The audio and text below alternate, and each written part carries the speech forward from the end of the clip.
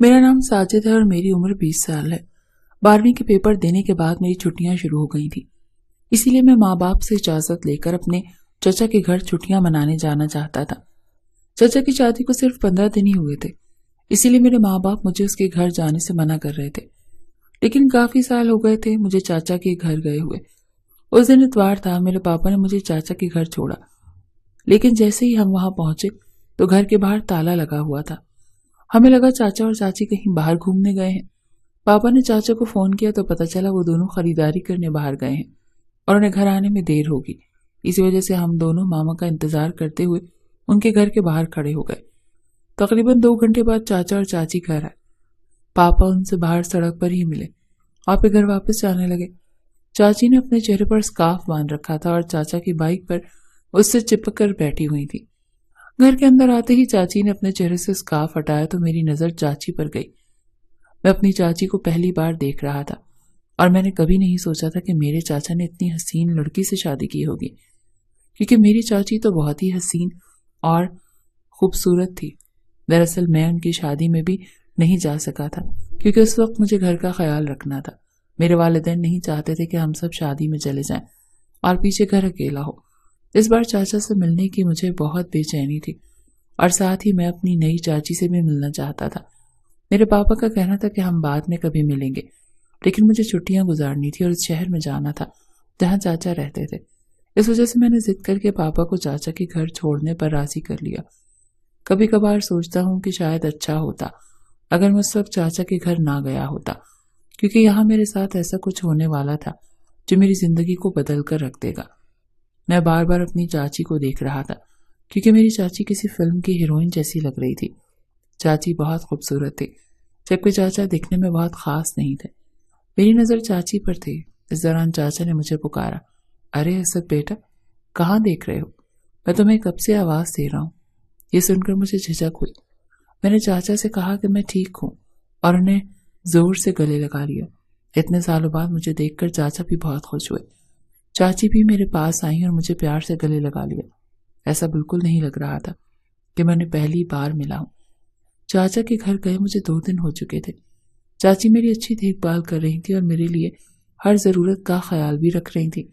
چاچا اور چاچی کے رویے سے مجھے ایسا لگا کہ میں اپنی پوری چھٹیاں یہاں گزارنے والا ہوں، لیکن مجھے ذرا بھی اندازہ نہیں تھا کہ میرا یہ فیصلہ آگے چل کر ایسا موڑ لینے والا ہے جو میری زندگی کو بدل کر رکھ دے گا۔ تیسرے دن صبح جب میں سو کر اٹھا تو 8 بج چکے تھے۔ میں اپنے کمرے سے باہر آیا تو دیکھا کہ چاچا اپنا بیگ پیک کر رہے تھے۔ انہیں بیگ پیک کرتے دیکھ میں نے پوچھا، آپ اتنی صبح بیگ پیک کر کے کہاں جا رہے ہیں؟ اس پر چاچا نے کہا کہ مجھے ایجنٹ کے کام سے 2 مہینے کے لیے بیرون ملک جانا پڑ رہا ہے۔ اس پر میں نے چاچا سے کہا، کیا بات ہے چاچا، مجھے یہاں آئے ہوئے تو صرف 2 ہی دن ہوئے ہیں اور آپ اتنی جلدی کہاں جا رہے ہیں؟ مجھے کچھ نہیں پتا، میں آپ کو ابھی کہیں نہیں جانے دوں گا۔ اس پر چاچا نے کہا کہ یہ میرے لیے ایک بہت بڑا موقع ہے، اگر میں اسے کھو دیتا ہوں تو مجھ سے بڑا بیوقوف کوئی نہیں ہوگا، کیونکہ اس پروجیکٹ کے کام کا تجربہ مجھے آگے ایک اچھی پوسٹ دلوا سکتا ہے۔ چاچا کے کام کی سنجیدگی کو دیکھتے ہوئے میں نے آگے سے کچھ نہیں کہا۔ میں نے چاچا سے کہا، ٹھیک ہے، آج شام کو میں پاپا کو بلا لوں گا اور میں بھی اپنے گھر چلا جاتا ہوں، کیونکہ اگر آپ یہاں نہیں ہوں گے تو میں یہاں رک کر بھی کیا کروں گا۔ تب چاچا نے کہا، اسد، اب میں یہاں نہیں رہوں گا اور تمہاری چاچی کا خیال رکھنا تمہاری ذمہ داری ہے۔ جب تک میں لوٹ کر نہیں آتا تمہیں چاچی کا خیال رکھنا ہے، اسے کیا چاہیے کیا نہیں اس کا خیال رکھنا، اور ہاں ایک بات ذہن میں رکھنا، تمہاری چاچی کو اندھیرے سے بہت ڈر لگتا ہے، اسی لیے خاص طور پر اگر اسے کسی بھی طرح کی مدد کی ضرورت ہو تو تم بلا جھجک اس کی مدد کرنا، چاہے وہ کچھ بھی ہو۔ میں اس وقت کچھ بھی الفاظ کا مطلب پوری طرح نہیں سمجھا تھا، لیکن آگے چل کر چاچی نے اس لفظ کا جو مطلب مجھے سمجھایا وہ میں کبھی سوچ بھی نہیں سکتا تھا۔ تو پھر مجھے چاچی کے اندھیرے کے ڈر کے بارے میں پتہ چلا۔ مجھے اس بات پر تھوڑا حیرت بھی ہوئی کہ شادی شدہ ہونے کے بعد بھی کسی کو اندھیرے سے اتنا ڈر کیسے لگ سکتا ہے۔ میں نے چاچا سے کہا، ٹھیک ہے۔ پھر میں نے چاچا کو ان کے کپڑے سمیٹنے میں مدد کی اور انہیں ایئرپورٹ کے لیے گاڑی تک پہنچایا۔ انہیں الوداع کہہ کر میں اپنی چاچی کے واپس گھر آئے۔ اب گھر میں صرف میں اور چاچی ہی تھے۔ مجھے چاچا کے ساتھ بہت مزہ کرنا تھا، ان کے ساتھ پورے شہر میں گھومنا تھا۔ اس طرح میں اپنی چھٹیاں گزارنے کا پلان بنایا تھا، لیکن چاچا نے تو اس پر پانی ہی پھیر دیا تھا۔ یہ میرا سوچنا کتنا صحیح تھا اتنا ہی غلط بھی، کیونکہ چاچا کے ساتھ جن تجربات کا مجھے انتظار تھا ان سے بھی زیادہ خاص تجربات چاچی کے ساتھ ہونے والے تھے۔ جس دن چاچا گئے اس رات میں اپنے کمرے میں موبائل پر گیم کھیل رہا تھا۔ کھیلتے کھیلتے میں بور ہو گیا تو سوچا ٹی وی دیکھ لیتا ہوں، اور ہال میں آ کر بیٹھ گیا۔ ٹی وی دیکھتے ہوئے کچھ وقت بعد چاچی میرے پاس آئی اور بولی، اسد میں بہت بور ہو رہی ہوں۔ یہ سن کر میں نے کہا، لگتا ہے چاچا کے جانے کے بعد سے آپ کا دل گھر میں نہیں لگ رہا۔ میں نے ایک صحیح بات پکڑی تھی۔ تب چاچی نے مجھ سے کہا، چلو تھوڑی دیر باہر گھومتے ہیں۔ ایسے کہہ کر چاچی نے مجھے چاچا کی بائک کی چابی پکڑا دی اور پھر مجھے آئس کریم کھانے کے لیے باہر لے گئی۔ ہم گھر سے باہر نکلے، بائک پر چاچی میرے پیچھے بیٹھی تھی۔ اس وقت انجانے میں چاچی کا ہاتھ میری کمر سے ٹکرا گیا۔ یہ دیکھ کر میں تھوڑا سا جھجک گیا، اسی لیے چاچی نے فوراً اپنا ہاتھ پیچھے کھینچ لیا، لیکن اگلے ہی پل چاچی نے اپنا ہاتھ میری کمر پر پھر سے رکھ دیا۔ ان کے اس طرح کے رویے کا مطلب مجھے سمجھ نہیں آیا۔ آئس کریم کھا کر ہم واپس گھر آئے۔ جیسے ہی چاچی نے گھر کا دروازہ بند کیا ہم اندر آئے۔ اچانک گھر کی ساری لائٹس بند ہو گئی۔ اچانک لائٹ جانے سے چاروں طرف گھنا اندھیرا چھا گیا۔ میں چاچی کے پیچھے کھڑا تھا، تبھی چاچی نے پلٹ کر مجھے زور سے گلے لگا لیا۔ اس وقت چاچی کا جو لمس مجھے ہوا اس نے مجھے ایک دم بے چین کر دیا۔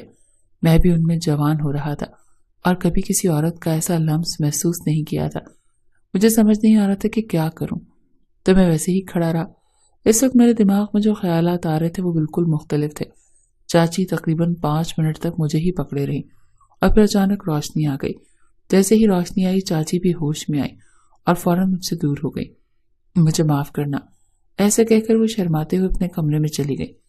وہاں کیا ہو رہا تھا، اچانک میرے ساتھ جو ہوا اس سے میں پوری طرح حیران تھا۔ مجھے سمجھ نہیں آ رہا تھا کہ میں کیا کروں۔ کچھ دیر بعد مجھے چاچا کی وہ بات یاد آئی جو انہوں نے گھر سے جانے سے پہلے کہی تھی کہ چاچی کو اندھیرے سے بہت ڈر لگتا ہے اور میری ذمہ داری ہے کہ میں اس کا خیال رکھوں۔ اب مجھے سمجھ آیا کہ چاچی نے اندھیرے کا بہانہ بنا کر مجھے گلے لگایا تھا۔ اس رات میں بھی جب اپنے کمرے میں جا کر سو گیا، لیکن بستر پر لیٹے ہوئے چاچی بار بار میری آنکھوں کے سامنے آ رہی تھی۔ چاچی کافی ماڈرن تھی اور ایسے کپڑے پہنتی تھی جو میں نے کبھی نہیں دیکھے، مگر چاچی بہت حسین تھی۔ وہ یہ کپڑے پہن کر اور بھی پیاری لگتی تھی۔ شاید وہ اسی لیے ایسے کپڑے پہنتی تھی، مگر میں جب بھی ان کی طرف دیکھتا تو شرما سا جاتا تھا، اور ویسے بھی میں ایک چھوٹے سے گاؤں کا لڑکا تھا، اسی لیے ان کے طور طریقے میرے لیے بہت خاص لگ رہے تھے۔ اگلے دن صبح جب میں نیند سے بیدار ہوا تو دیکھا چاچی کچن میں چائے بنا رہی تھی۔ اس وقت ان کی طرف دیکھنا مجھے تھوڑا عجیب لگ رہا تھا۔ چاچی بھی مجھے چپکے دیکھ رہی تھی۔ ہم دونوں ایک دوسرے کو دیکھ کر شرما رہے تھے۔ جب میں پانی پینے کے لیے کچن کی طرف گیا تو چاچی نے پھر سے مجھے زور سے گلے لگا لیا۔ میں تھوڑا چونک گیا کیونکہ کل کی بات اب تک میرے دماغ سے نہیں گئی تھی۔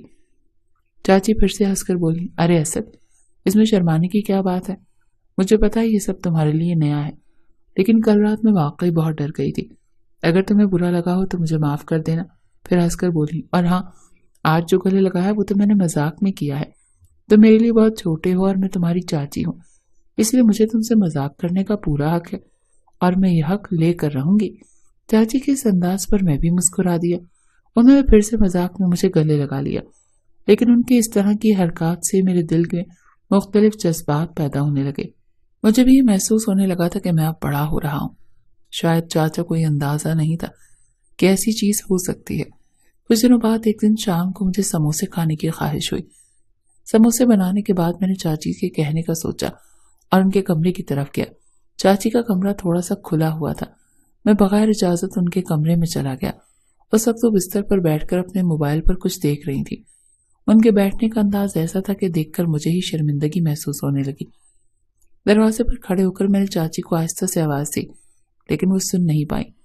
وہ موبائل میں ایسی چیز دیکھ رہی تھی کہ انہیں میری آواز تک نہیں آئی تھی۔ ہمت کر کے میں آہستہ آہستہ ان کے پاس جانے لگا۔ جب میں نے ان کے موبائل میں جھانکا تو میری آنکھیں پھیل گئیں، کیونکہ جو میں دیکھ رہا تھا وہ میرے لیے بالکل نیا تھا۔ مجھے شرم آ رہی تھی، لیکن چاچی بے شرموں کی طرح سب کچھ دیکھ رہی تھی۔ مجھے لگا مجھے اس حالت میں چاچی کو نہیں دیکھنا چاہیے، اسی لیے میں فوراً دروازے کے پاس واپس چلا گیا اور چاچی کو زور سے آواز دی۔ اس پر چاچی ایک دم چونک گئی اور دوپٹہ درست کر کے کھڑی ہو گئی۔ مجھے اچانک وہاں دیکھ کر وہ تھوڑی سی گھبرا گئی۔ انہوں نے مجھ سے پوچھا، کیا بات ہے؟ تو میں نے بات کو ٹالتے ہوئے کہا، کچھ نہیں، اور اپنے کمرے میں چلا گیا۔ اپنے کمرے کی طرف جاتے ہوئے بھی مجھے بار بار چاچی کا وہی روپ نظر آ رہا تھا جو میں نے کچھ دیر پہلے دیکھا تھا۔ اس دن رات میں زور سے بارش ہو رہی تھی۔ اچانک روشنی چلی گئی और चाची ने मुझे जोर से आवाज लगानी शुरू कर दी।